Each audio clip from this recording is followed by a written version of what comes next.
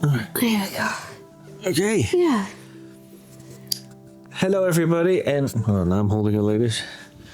Hello, everybody, and welcome to our new channel, NFH podcast. The NFH stands for Northern Family Homestead. So if you want to check out our main channel, which is Northern Family Homestead, that is for just vlogs and Our homestead lives. Go do that. But we've branched out.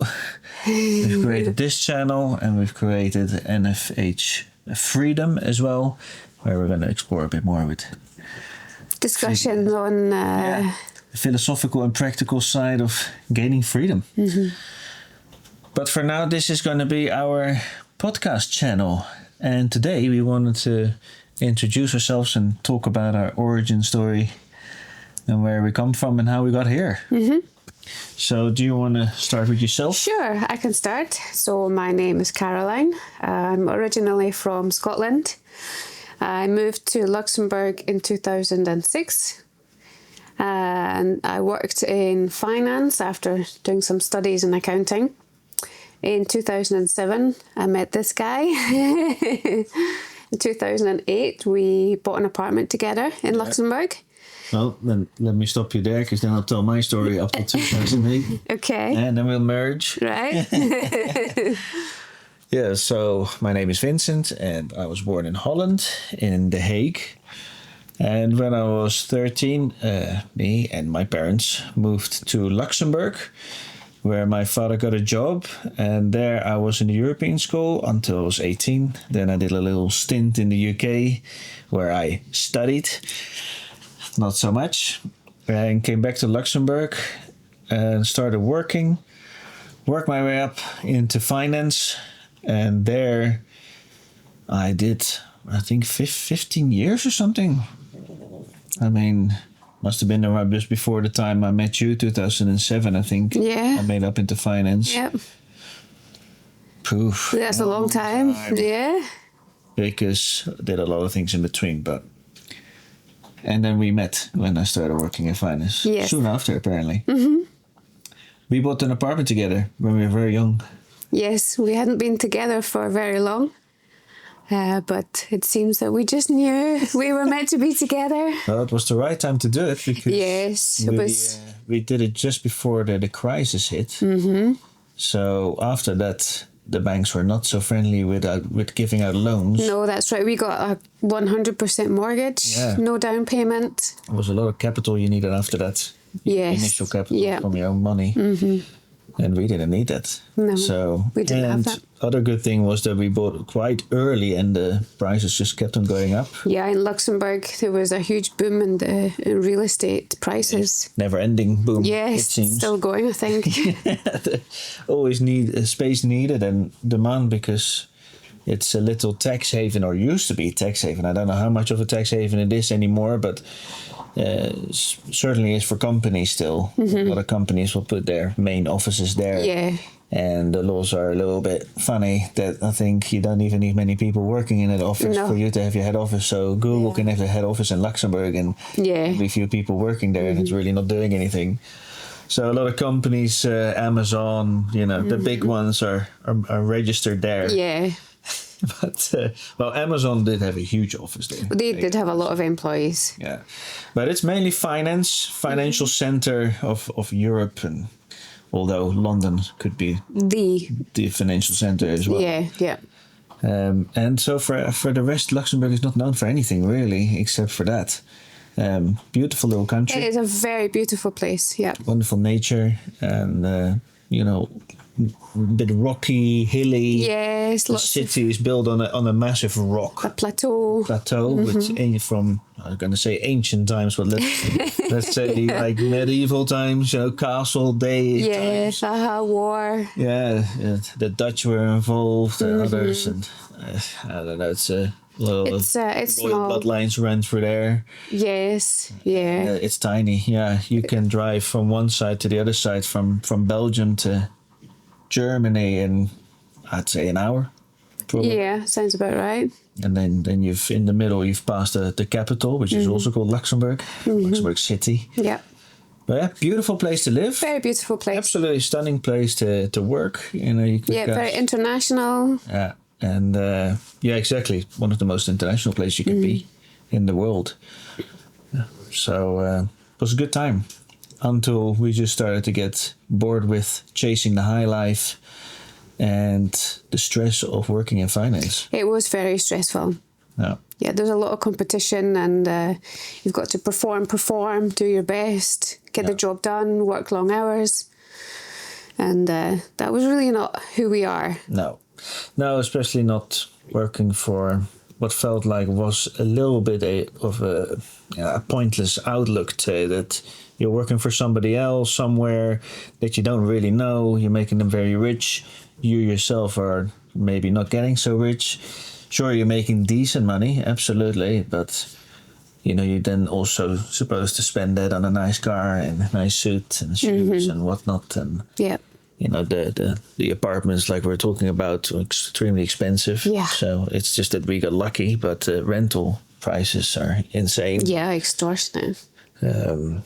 So yeah, I think that also the whole lifestyle behind it just wasn't us anymore in the end. No.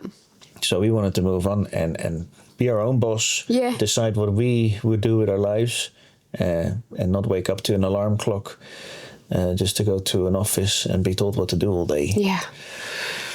And from that, I think in 2014 we started to change our mindset and started to look for a way out. Mm-hmm. And then it took us only 7 years. Yes, 7 years of studying, of research, of discussing what do we want, where could we go. Sometimes, of course, it wasn't 7 years of just doing that. Then I changed jobs in between as well, and so did you. I mean, I did as well. I worked in the bars, I worked in music for a while. Restaurants. Yeah, restaurants, and we even owned a restaurant at some stage, or part owned, with Rob, and that did quite well. At least we could sell our share to him for a bit of return, which was very nice. I hope he's doing well with that. But beside that, the dream was always alive, but we didn't pay attention to it full time, and that's why it took us so long. Yeah. And then it came, I think, 2019 when we took our trip to Sweden. Yes. We finally had settled for Sweden, or at least that was definitely one of the top countries. Yeah, it was an option. Yeah. So we traveled and we flew to Stockholm. Didn't go in Stockholm. We completely skipped that. Really drove up north along the coast. Yeah. Went up the east coast. Yeah. Right to the top, and then to Kiruna. Drove back down through the middle, and really got a good view along the mountains. Yeah. That's what we wanted. Absolutely. That was our dream, wasn't it? Yeah. Oh, and it was stunning. It is so beautiful. Yeah, we loved it. It was in September, and as you can see now, the weather is it's all misty and, you know, mythical. Yeah. You can just picture the Vikings coming out through the forest, living harsh lives, but being super tough. And yeah, it was beautiful. So, and the nature was so rugged. Yeah. So wild. Yeah, and there's so much space. You know, the houses are so far apart, and the villages are small. So yeah. It really, you feel like you're in the middle of nowhere. Yeah, absolutely. And then we decided to settle for Sweden after that, I think. We still had actually countries we went through, because then, well, I mean, we're next podcast actually going to talk about, I think, what are the good places to go to be free, to start homesteading as well. But maybe not necessarily homesteading, but I think maybe we'll focus more a bit on the homesteading side of this one. But yeah, homesteading, starting your own farm, like that. So let's just move on then from 2019, after we had visited, then we decided to quit our jobs and sell. Actually, we started renting out the apartment. We rented it out for a little while, but Luxembourg changed their laws, and it meant that we wouldn't get as much for the rent as we hoped that we would. Yeah, but the most ridiculous law that they passed. So ridiculous. Was that you needed per person an 9 square meter room. Per person for it to be considered a bedroom. Exactly. So but that's okay, you think? Well, 9 square meter, okay. You know, you can make a bedroom. But that meant when you had a couple, sleeping in the same bed. That room had to be 18 square meter. Now, Yep. I would love to know from any of you, if you ever lived in apartments, if your bedroom was 18 square meters. Yeah, really. Because that is crazy. And especially for the prices in Luxembourg, that's impossible. Actually, it would have been possible if we were broken down the Yeah, wall we had between two two rooms. bedrooms. And the second bedroom was a lot smaller, but still perfect for one Yeah, it's bed. definitely even, adequate for one person. even the double bed fitted, but okay, didn't have so much space after that.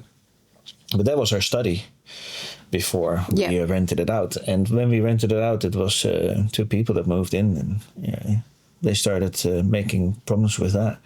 But even though those two people didn't sleep in the same bedroom, but her bedroom, our old study, was too small then for her, because that was an 8 square meter, I think. And so it wasn't allowed. But Yeah, what happened was because we were registered there, and there was a few other people registered in our apartment still. So the commune were like, how come there's so many people registered in this house? yeah, So they had to do a check. the social welfare checks. Yeah, they said, oh, we've enlisted the committee. We're like, okay, the bunch of committee. guys will All come right, by. so one day there's a knock at the door. Okay, here they are. We were supposed to. We went to the apartment to meet. Yeah, we went to meet. It wasn't a surprise. We were renting it out at the time, and so the people that were renting it were there. Us, the owners, were there. So in walks representatives from the commune. Yeah. In walks representatives from the police. Like in that, walks okay. representatives from the fire brigade. And then some more police. In walks some other people for social. And some people from the ambulance or something. Or... Yeah, there was like 12 people that came this to the apartment? house just to check that we were all doing things by the book. And It was like and we were having a house party or something for a bunch of officials. crazy. The apartment was full. And suddenly it was not so pleasant anymore. No, it got was very like, serious. What are we doing? What's going on? And Yeah. police with you and everything. Yeah, And checking that we had all. so they started going through the names, the IDs, and asking why and this. And that we could all explain. So that was fine. And that was actually above the book as well. It was legal. Yeah. Even my dad, who was registered there, even that was legal as well at the time. But then they said that they explained that they have to do these checks because a lot of these apartments are nowhere near up to par of what human rights should be, what like no sometimes windows happens or Yeah, they have so many people actually living at the same time in an apartment with, like you say, too many people in too small a space that don't have all of the human facilities that you need to live. But that wasn't our case. No, exactly. Which was good because that actually then pushed us to make the decision to sell it. Yeah. And we got a really, really good deal for it. Yeah, we got twice what we paid for it, basically. Yeah, exactly. Which was fantastic. Twice was a very good amount. And what we didn't say, actually, that before all this, we had moved into our caravan. Yes. That's also a story of its own. Because this was when we had quit our jobs. I was still getting social security, what you call that? Unemployment benefit. Unemployment benefit, because I had not worked a full-time job. I had worked a 1-year contract. 1-year contract. And then when that expires and you don't get rehired, you automatically get benefits, which are notoriously good in Luxembourg. Yeah, you got 80% of your salary. This was a good salary for that 1 year. It's quite ridiculous, but okay, Yeah. I didn't ask for it. That's just how the system is. I'm not going to reject it. No, don't give me all this money. Yeah. And we had had to- bought our caravan in Holland. We went to Holland to south in Limburg. Went to one place where they were selling caravans. Yeah, they had loads of caravans. We've looked at 1,000 caravans. We looked online for a long time, of course, to decide what we wanted. If we wanted to have a fold-down bed, a double bed, separate beds, what we wanted in the kitchen, what kind of facilities we wanted. So we really got into the fine details of what we wanted. Yeah, we were going to live in that caravan for a while. We were planning on traveling Europe. Yes, that was the plan. So we needed a proper caravan where we were going to be happy for a while, not drive each other crazy. Yeah. So it took us a while to figure out what we really wanted. Yeah, and when it we did. did, then we found one that was a bit older, but not old, like falling apart. I mean, it was old, but it had been very well taken care of. So it was really good. Fendt, it's a German brand, very, very good amongst the caravans, brands, and well, then we decided, yeah, we're going to do it, and I think that was in February, January, something like that, 2020. And if people remember, well, you know what was about to happen. Everybody got the flu. Everybody, the flu disappeared and COVID arrived. Yeah, let's say it like that. Then. I never saw the flu again somehow. COVID killed the flu. We were literally going to pick up the caravan because we had gone and picked up my dad's car. Oh yeah, we flew to Montenegro. We didn't do anything with it. He'd moved to Turkey, and his Mercedes was impossible to import into Turkey due to the Turkish import laws, which are mental. And it was standing with friends because he worked all over Europe for his job. It was standing with friends in Montenegro, but they were also not doing anything with it. And he said, "Well, look, if you want something that is a good car to pull your caravan, you know, why don't you just take my car?" Nothing's going to happen with it. It's just a shame. It's just rotting away. Yeah, the car that we had, it was quite a good car that we had, but it didn't have a tow bar at the back. And to get a tow bar fitted, it was going to be like something ridiculous, like €1,000 in Luxembourg to fit a tow bar. So it's a bit much. Yeah. And the Mercedes was a nice big car. Station wagon, so you could fit loads of stuff in the boot as well, and be really comfortable for long trips. Cruise control, which we didn't have in the BMW, things like that. Yeah.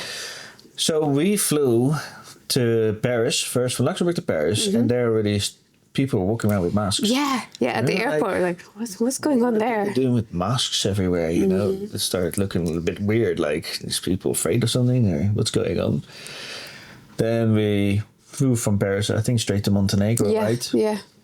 And we met up, and we arrived in Montenegro, and there we started to find out about the news that this thing, Corona, I think they called it at the time still, the coronavirus was going around. And remember entering there at the airport, and the lady said, "Okay, yeah, welcome." And she looked at me. You don't have corona, do you? Do you feel okay? I said, "I have no idea. I feel fine." She said, "You look fine." I said, "Okay, thank you." Yeah. So we were allowed to come in the country. Yeah. A wonderful couple that we met there that had the car. They took us for dinner, and we stayed the night drinking at the hotel as well afterwards. Yeah, friends of your dad. Yeah. Then we drove to Croatia. To come back to Luxembourg, we drove through Croatia. Stayed with a friend there. We met a friend there in Croatia. And I think the plan was that we would, after that, maybe go through Italy. But Italy then got completely shut down. Yeah, it was a major That's where the source. Exactly. That's where the outbreak happened, or it was the most serious. And they had shut. In fact, I think you could still enter, but nobody was allowed to leave. So they seriously said, "Do not enter because you won't get out." Yeah. I said, "Okay, thanks for that. Good to know that." So we drove around via Austria, Switzerland, and in Austria it was a sweaty moment. We weren't sure if we were going to get through the border or not. It was the army personnel standing at the border, checking. Yeah. Like, why you need the army? What's going on, man? The guns to fight the flu. And but we made it fine. Stayed the night in München in Germany. Yep. Where we'd never been. That was nice. Yeah. A nice dinner at the beer hall there. Drink beers and no more schnapps. And then drove back the next day to Luxembourg. So we had the car ready to pick up the caravan. We're about to leave that weekend. And what happens that weekend? Lockdown. Luxembourg borders shut down. Couldn't go anywhere. And we were stuck for 2 months. We had to wait. 2 months we were stuck. You were not allowed to leave your apartment to get fresh air. Apparently fresh air was very bad for you. Oh, it's so bad for you. Sunshine was very dangerous all of a sudden. Yeah. Walking and exercise was, no. And everybody was supposed to wear masks, of course, to block you from getting oxygen to the brain so you could think properly. Yeah, more on that on our Freedom channel. Yeah. So we didn't really listen to those rules and got our fresh air and all that. Yeah. But we were not working as well. So, was very sad. So, sorry, folks. It seems the battery in the camera, apparently. So where were we? Luxembourg shut the borders. Shut the borders. We were on house arrest for 2 months, having done nothing wrong. But I was just about to say I felt very bad for people that had jobs and had to work from home, and with the kids. With kids, yeah, Shut down. nightmare. Very sorry feeling for those kids as well, missing out on their youth because of a disease that didn't kill them. I know all the businesses, of course, that had to shut their doors because they weren't allowed any customers in. That went bankrupt. Anyway. Yeah, that was pretty sad. Yes. 99.9% survival rate. Horrible situation for these people. But we were some of the lucky ones. We were lucky that we weren't working and still making an income. After 2 months, they opened the border to Germany. And so we saw a chance, which was the long way around to Holland. But we saw a chance to drive there and pick up our caravan. And so we took the chance because we were still not sure what they were going to say. We still had to go through a bit of Belgium. Belgium, yeah. And Belgium was being still more strict with their laws. However, we found out that you could drive through, but you were not allowed to stop. Yeah. Not even for a pee. No, that's what they told us. They were stopping everybody at the border and said, "Where are you going? What's your purpose of your visit?" And we said, "Well, we're just driving through to get to Holland." Okay, well, no stopping. What? Not even for a pee? No. But we did, didn't we? We still stopped for a pee. Ooh, Such rebels. So, picked up the caravan. Was the first time I ever drove with a caravan behind. Yeah. That was exciting. Went well. We realized we could drive back all the way through Belgium, then the quick way. Yeah. Because that was better, because we were going to drive straight to the campsite, which we had booked, because there were campsites open in Luxembourg. And they were not allowed to get people, I think, from outside of Luxembourg yet. But we were from Luxembourg, so we could stay there. Yeah, that's true. Drove through some windy forest roads in Luxembourg. Yeah. First time pulling a caravan. A big caravan. Yeah, that's true. I forgot about that drive. Yeah, that was very windy roads. Yeah. Beautiful nature. Oh, absolutely. It's stunning. Luxembourg is beautiful, especially the northern part where we're driving through. Yeah. But especially, the southern part is not so exciting. But anyway, besides the point... It's like an advert for Luxembourg. Come visit. No, don't. If you drive through, it's a nice country. So we made it to the campsite. We made it to the campsite, and we were allowed... I think we stayed there for a year. A year. No, was it a year? No. Yeah, because we paid for a full year. Remember, they gave us a deal. Yeah. If we stayed for a year. But then we went to stay at Evo's for... Was another year, no? Yeah. We were in the caravan for 2 years. When did we move to Sweden? 2022 only? 21. But that doesn't make sense. October 21, so it must have been... Yeah, so maybe half a year we stayed there. Yeah, maybe. And then a year at Evo's. Well, what happened is that we stayed... Yeah, we didn't stay. We went in winter, we went to Evo's. We weren't allowed to stay They were closed in the winter. They were closed in the winter, that's right. So it was a full season that they were open that we paid for. Yeah, that was it. So we were looking for campsites in the winter. And then a friend of ours said, hey, look, because then, ta-da, what happened? Caroline decided to get pregnant. I decided, today I'm going to get pregnant. I'm 40, now I want a baby. Yeah, we've only been trying for 10 years, but now's the time. So that was some amazing news. We had been pregnant before and we had a miscarriage quite early on in the pregnancy. So we didn't get our hopes up, but you really wanted it. You were at a stage where you were more emotional about it than ever. Yeah, the older I got, the more I really wanted to have a baby. Yeah. And I think that plus our change of lifestyle, being in the caravan. Yeah, not working in stressful jobs. No stress. Yeah. All that combined got us pregnant and everything went fine.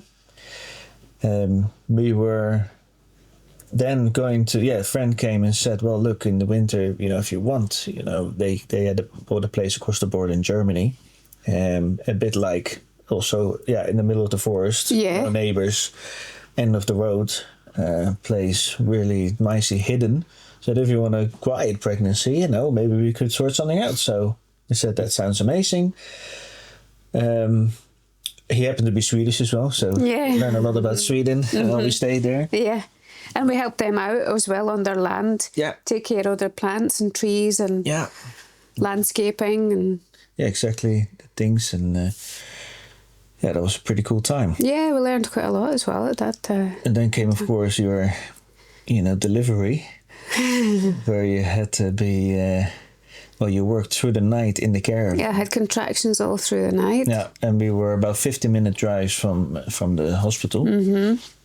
So the whole night it was like, well, it was the first time. We didn't know. We had to wait. I was waiting for the water to break, and then it didn't happen, and it didn't happen. And then it was only really late into the labour that the water broke. And then we're like, okay, time to go to the hospital. Okay, it's getting really urgent now. We better get there fast. Because it was at home as well. People had said, there's going to be like a pre-delivery you're going to be doing. And that's maybe most comfortable if you can do that at home. So we thought, okay, so we'll go through that first one. And, it was quite late into the night. But then I fell asleep at some stage. Mm-hmm. And then I woke up and we're going like, okay, they're getting a bit closer. Yeah, we were trying to time them. Yeah. So, yeah. So we were driving and we called the doctor on the way. We told him how close they were. I think we were about 5 minutes. Yeah. And he said, okay, come straight to... Oh, no, he said, well, just come to the clinic, which was across the road from the hospital. Mm-hmm. So we went to him, go inside. He's checking. He goes like, you should have gone straight to the hospital. What are you doing here? Go. So Caroline wobbles across the road. I had to cross the road, standing in the middle of the road, having a major contraction. In the sun, the hot sun. Yeah, it was a warm day. Yeah. And in a lot of pain. I quickly parked the car somewhere where I wasn't supposed to, apparently, and got you a wheelchair at the entrance. Yeah. Drove up to where they were going to do the pre-check, seeing how far you were. And how many centimeters was it? 10. I was already 10 centimeters. So there was no... These ladies went like, oh, you've done all the work at home already. Wow, that's amazing. Good job. But now we need to go. Yeah, straight to the delivery room. What are you doing in the pre-check? And we were just getting pushed to everywhere. Well, it happened to be full moon that the night before. Yeah, those 3 days. And so... the hospital was completely full. Full of women giving birth. Yeah. You can hear the screams from crying of babies, screaming women. Yeah. And there were no rooms available, no normal delivery rooms. So you were put in like almost what felt like a cupboard now. Yeah, compared to some of the rooms we've been in now. Yeah, triage, I think they called it. And there was no equipment to do for the birth. Delivery. But thankfully, everything went pretty well. Yeah, it took 2 hours and the baby was there. Yeah. And everything was good. At the end, he had to give you a bit of a cut to get the baby out. Yeah. It was all natural. The rest. Yeah, for the rest. There was no pain relief or anything. And you did amazing. Oh, thanks. Except for the part where you forgot how to breathe. Huh? Yeah. So Caroline is going like, okay, and every time there came a push, you went... and the lady was going like, okay, because it was in French. Yeah. So this didn't understand. The guy, the doctor was telling me, hold your mouth, hold your breath in your mouth. And I was like, what? What's he talking about? Hold my breath in my mouth. You need to tell your wife, close her mouth when she pushes. Okay, Caroline, shut your mouth when you push the... like this. I don't know. Then you got it at some stage. You finally got it. Yeah, and then I could do the proper pushing. Things went well. You really looked at us like, if you guys not practiced. Really annoyed at me because I wasn't doing what he was telling me to do. You guys done nothing. Yeah, it was important, Yeah, because the baby was getting under a bit of duress.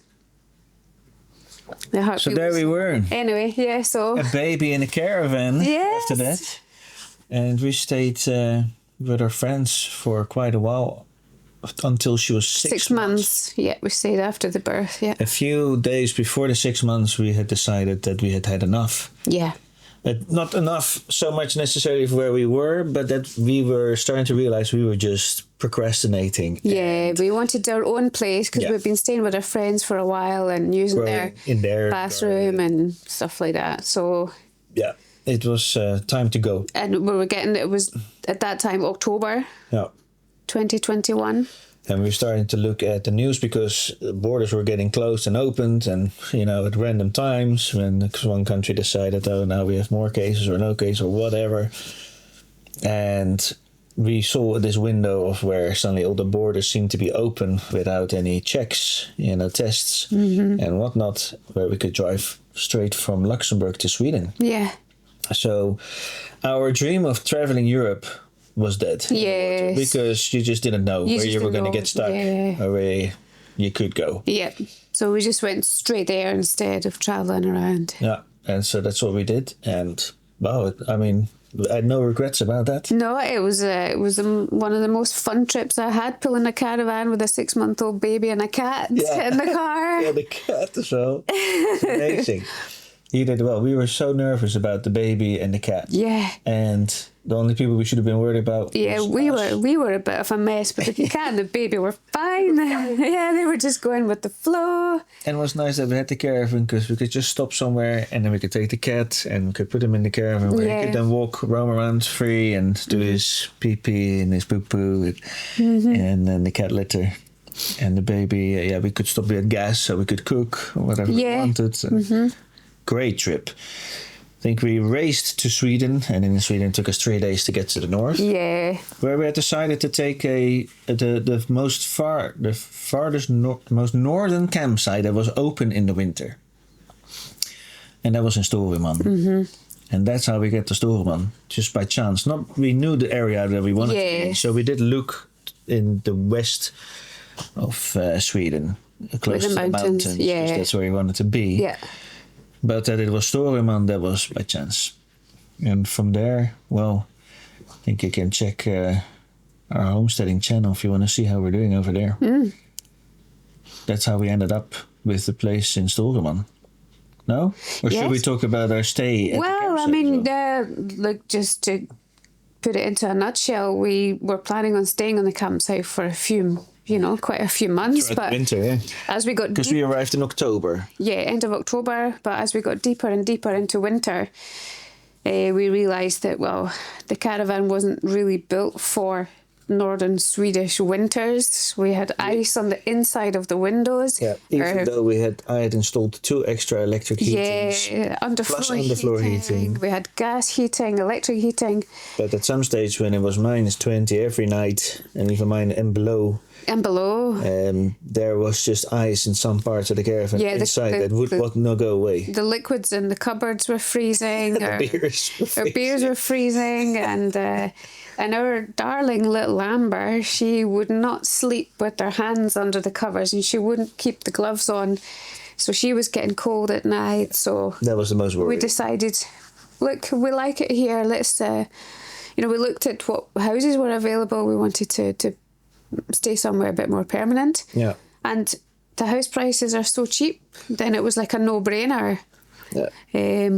But we found 2. There was 2 for sale at the time, and we liked one in particular, so we tried to contact the real estate guy to go for a visit. Didn't answer. Emailed, no answer. So I thought, well, okay, let's check out the other one then. So they did answer, thankfully. We went for a visit, and we actually fell in love with that house when we went in. It was a really nice house. Oh, I'm getting a bit emotional now. Yeah. Yeah, that's literally how it went again. It was just luck again. Yeah. Luck. Destiny pointed us to that house. Yeah. And a great house it is. Yeah. Still love that house.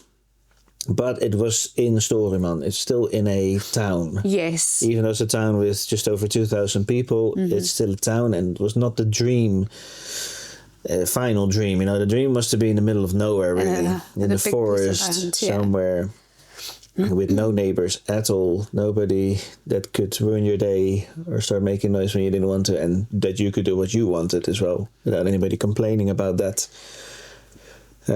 But we started to make the best of what we had, and started to build our garden and greenhouse we set up in there. And then, of course, we wanted to move to chickens. And so the decision came that, we went to the commune to ask what we needed to do for that. And they said, well, we need to ask for permission if you want chickens. And she warned us, you're going to have to pay for this. And most of the time they say no. And you're like, just for a few chickens? I mean, this is not a place where you're living on top of each other like in a big city. So the whole process was that we had to fill in lots of paperwork, show where you're going to store your feed, what you're going to do with the poo. Like a whole case. Exactly, with an aerial picture of where your house is, and then draw exactly where you're going to build your coop and everything else, and the whole plan. then they had to go around and ask all your neighbors within 100 meters or something. And if you wanted a rooster, it had to be within 200 meters, something like that. We said, well, we won't take the rooster. We'll just go for chickens for eggs. Then all the neighbors said yes. They were looking forward to it. They were like, oh, we're going to get some fresh eggs here, you know. And we were planning that as well, you know, putting in a box outside, or people could just leave their money when they took out eggs. But the committee that this plan was sent to, that I worked hard on, took 2 hours to decide no. It was a bunch of politicians that we never met, that we'll never meet, that never came to watch at our place, that never talked to our neighbors or anything, and they just decided no. And you had to pay 1,000 kroner for every hour that they discussed. So in the end we had to pay just below 200 euros for a no decision. Yep. And that got us to really decide, well, we need to now move to another place. Yeah. Because in the countryside they don't care. They don't have these rules. No, it's different. So you can pretty much do what you want. And so we started to spread the word. Yeah. And before we really, really went looking, a friend of ours had been on a snowmobile trip, and he had seen a house standing there. And he asked a friend that he was with, hey, do you know anything about that house? Because he knew that his brother owned the area, owned the large forests around here for his sawmill and firewood factory. And he sells firewood with business.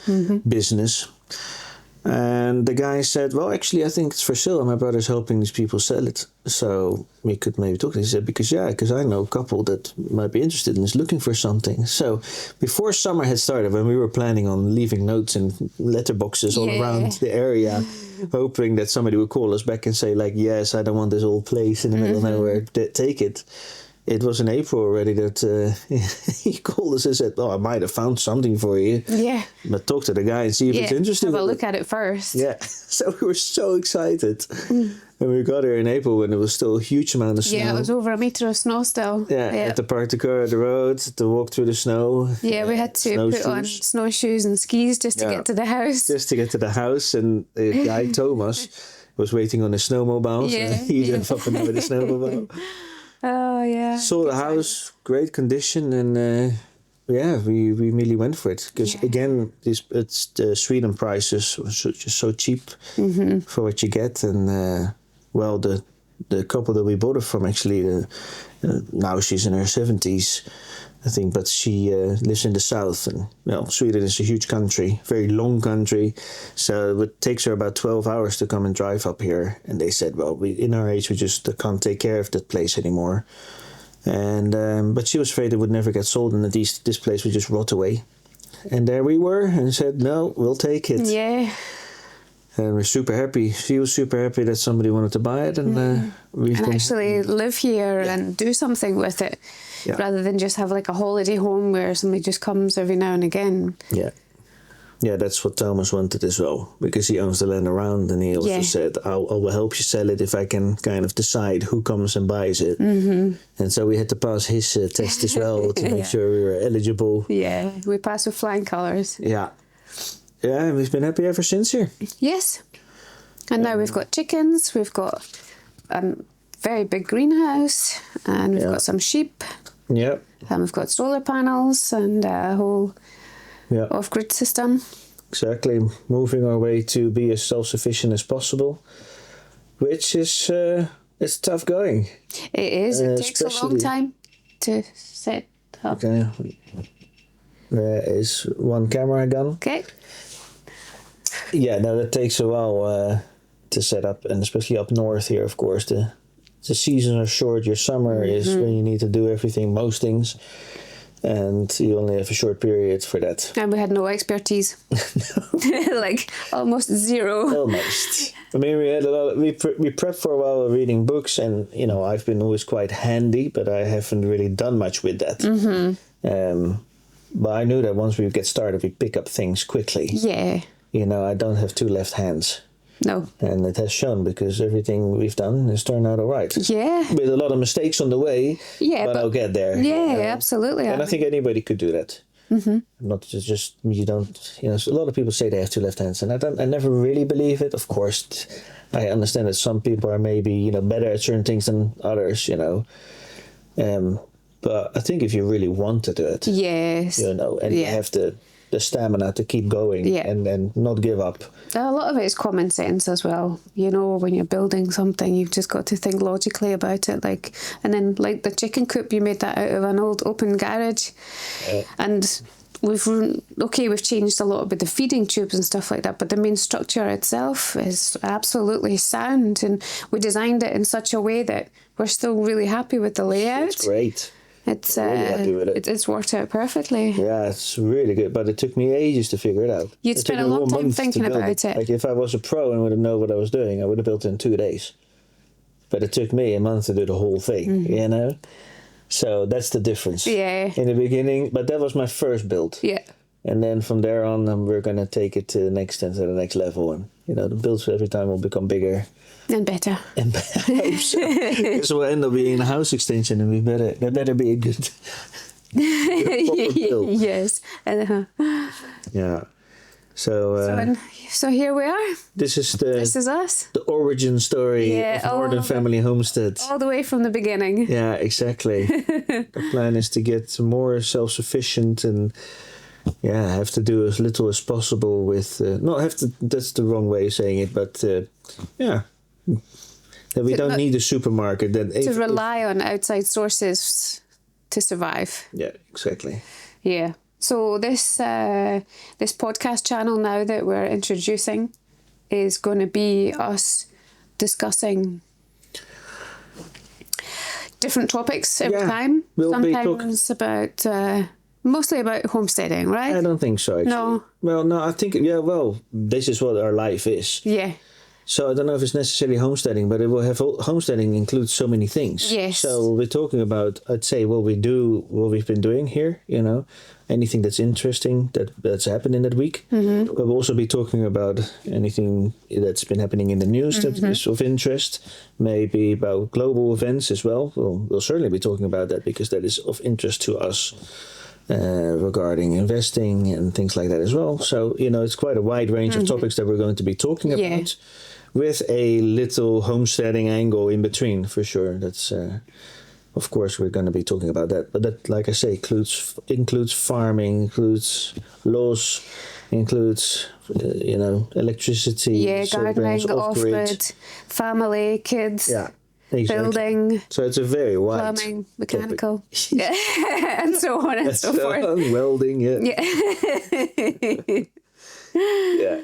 So there's a lot of endless topics, really. Yeah. That we'll be talking about. Mm-hmm. Certainly, we're putting into our perspective, our experience. Yeah.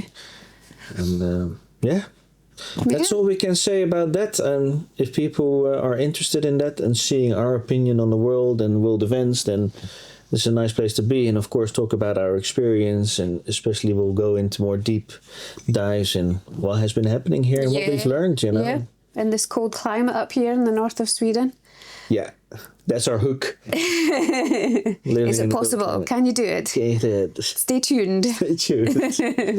Yeah, okay. Thanks for watching. Yes. And we'll see you for the next one, where we'll probably be talking about what is the best place right now, best country. Yes, options for homesteading, which are the best and why. Yeah, exactly. Very interesting topic. Maybe not even necessarily homesteading, but maybe like where you can be the most free. I was thinking the country where, you can have the most freedom to do what you want to do. Mm-hmm. So we'll see. Yes, stay tuned. Yeah. Bye. Bye.